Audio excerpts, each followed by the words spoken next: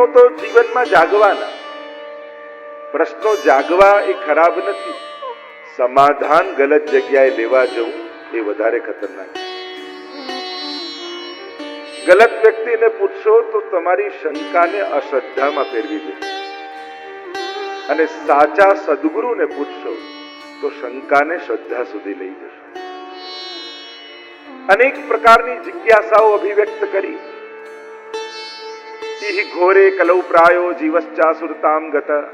આ કલિયુગમાં જીવ આસુરી વૃત્તિ વાળો થયો. સ્વભાવથી પાપ એને ગમવા લાગે. પાપ એ શોધે છે, અને દુઃખ પાપ થયાનું નથી, પાપ ગમ્યાનું છે. પાપ કરવું આ જીવને ગમે છે, એમાં એની રુચિ છે, એમાં એની આસક્તિ છે. પાપ કર્યા પછી પશ્ચાતાપ થતો નથી, પાપ કરવાની બીજી તકો માણસ શોધે છે.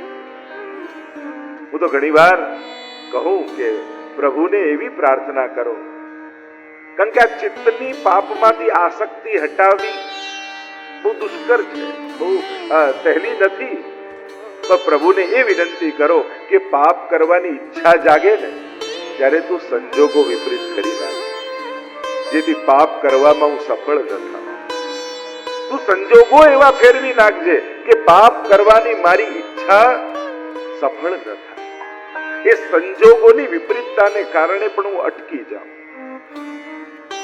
બાકી આ મનને પાપમાંથી છોડાવવું બહુ અઘરું. પ્રશ્નો કર્યા છે. આ કલિયુગમાં જીવ આસુરી વૃત્તિ વાળો થયો છે. ઘર ઘરમાં ક્લેશ છે. ક્લેશાક્રાંતસ્ત તસ્સૈવ શોધને કિમ પરાયણ. કોઈ એવું સાધન બતાવો ને ગુરુદેવ કે જે ભગવાનને મેળવી આપે. સાધનો અનેક છે ધર્મ માર્ગમાં, પણ લગભગ મોટા ભાગના સાધનો પુણ્યો આપે યા પુણ્યો કરાવે, યા એનાથી ઉત્તમ કોઈ સાધન હોય તો મુક્તિ કરાવે, પણ ભગવાનને મેળવી આપે એવું સાધન કયું? પુષ્ટિ માર્ગમાં તો મહાપ્રભુજી જે સાધન આપ્યું ને એ સાધન જ ફળ બનવાનું છે. એટલે નથી ફળ જુદું, નથી સાધન જુદું, સેવા જ સાધન છે અને સેવા જ ફળ બનશે. અને એટલે સેવાનું ફળ નથી, સેવામાં જ ફળ છે. એ જ સેવા જયારે ફલાત્મક થઈ જાય તો એ જ ફલરૂપા બનશે. અત્યારે આપણે ધરીએ છીએ ઠાકોરજી આરોગ્ય, અને એ જ સમય સેવાના જ સમયે ઠાકોરજી માંગે ને તમે ધરો, એટલે એ જ સેવા ફલરૂપ થઈ જાય. સંજોગો એ જ છે, પરિસ્થિતિઓ એ જ છે, જગ્યા એ જ છે, પણ બસ અત્યારે આપણા ભાવથી સેવા થાય છે, અને ફલાત્મક થશે ત્યારે પ્રભુની આજ્ઞાથી સેવા થવા લાગશે, પ્રભુની ઈચ્છાથી સેવા થવા લાગશે. સેવા જ ફલરૂપ બનવાની છે. ભગવાનને મેળવી આપે એવું કોઈ સાધન બતાવો. અનેક પ્રશ્નો કર્યા અને ત્યારે સુખજીએ કહ્યું કે અરે સૌનકજી, આપના પ્રશ્નો અનેક છે, ઉત્તર એક જ છે. કાલ વ્યાલ મુખગ્રાસ ત્રાસ નિર્ણાસ હેતવે શ્રીમદ ભાગવતમ શાસ્ત્રમ કલૌ કીરેણ ભાષિતમ. આ કલયુગમાં સુખદેવજી આ ભાગવત શાસ્ત્ર કહ્યું છે. એટલે કલયુગમાં સર્વોપરી ભગવત પ્રાપ્તિનું કોઈ સાધન હોય તે શ્રીમદ ભાગવત છે. કલયુગમાં ભગવાન મેળવવા પણ સહેલા થઈ જશે, પણ વિશુદ્ધ ભક્તિ મેળવવી કઠિન છે. અને ભક્તિ શાસ્ત્ર કોઈ હોય તો ભાગવત છે. સ્વયં મહાપ્રભુજી આજ્ઞા કરે છે કે ભાગવત વગર ભક્તિ ક્યાં પ્રગટ થવાની?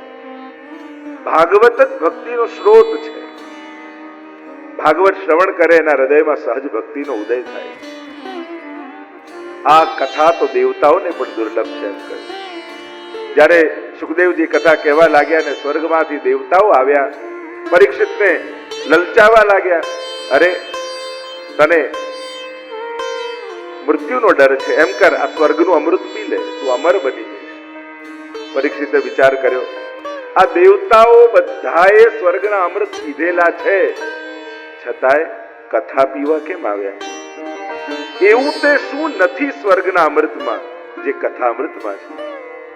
અને કહ્યું, સ્વર્ગનું અમૃત સુખની ખાતરી આપે છે, કથામૃત એ આનંદની ખાતરી આપે છે. સુખનું અમૃત આજ સ્વર્ગનું અમૃત છે એ ભોગો આપશે ને સ્વર્ગના, પણ કથામૃત તો ભગવાન આપશે. મારે તો ભગવાનની પ્રાપ્તિ કરવી છે. સંસારના આટલા કડવા અનુભવો પછી પણ જો ભગવાનને પ્રેમ ન કરું તો મારા કરતા મોટો મૂર્ખ બીજો કોણ હોય? જો સંસાર ધક્કો મારીને ભગવાન તરફ મોકલે છે, કેટલી વાર કેટલા પ્રકારના ધક્કા મારે છે. ક્યારેક સ્વજનોના હાથે, ક્યારેક પુત્રના હાથે, ક્યારેક વહુના હાથે, ક્યારેક સાસુના હાથે, ક્યારેક સ્વજનોના હાથે. એટલા બધા કડવા અનુભવો સંસાર કરાવે અને તમને વારે ઘડીએ યાદ અપાવે કે હું કડવો છું, કડવો છું, કડવો છું. મધુરતા તો મધુરાધિપતે રખિલમ મધુરમ, એવા ઠાકોરજી માં. પણ એવો ચસ્કો સંસારનો આપણને લાગ્યો છે ને કે સ્વાદ છૂટતો જ નથી.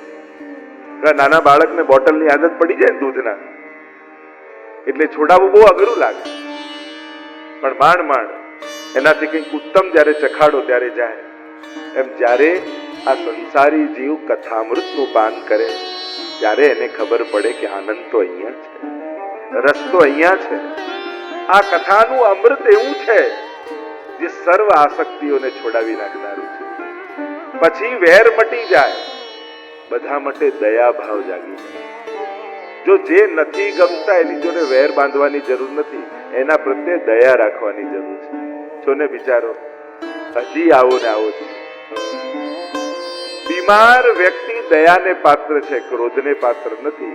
એમ ઘણા શરીરથી બીમાર હોય અને ઘણા મનથી બીમાર હોય. એની મનની બીમારીઓ જાય જ નહીં.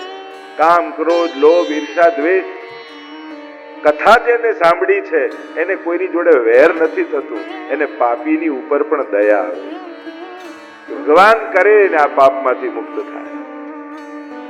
તો એવું આ કથામૃત જે દેવતાઓને પણ દુર્લભ છે, અને એટલે જ અભક્તાંશ વિજ્ઞાય ન દદૌસ કથામૃતમ.